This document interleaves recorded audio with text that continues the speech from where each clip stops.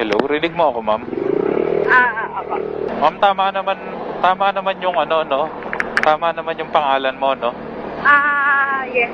Nabasa mo yung note ko, kuya? Oo, ma'am. Saan tayo? Ikaw, ma'am, saan ba pwede? Naiya ka ba, kuya? Ha? Naiya ka ba? Hindi, ikaw, baka nahihiya ka.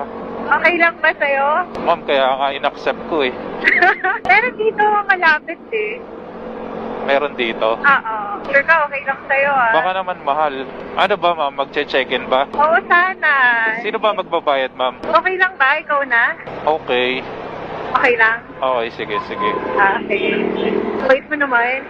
Pero after, ma'am, saan kita ihahatid? Pwede mo na akong drop off sa Santo Niño. Santo Niño? Kasi pupunta pa ako sa friend ko eh.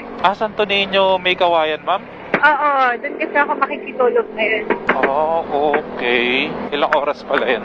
Ikaw, baka mahal na kasi pagka mahabang oras, so feeling ko kahit mga 3 hours lang tayo. 3 hours? Or kahit less siguro. Kasi ma'am, nabasa ko yung nakalagay is 1K all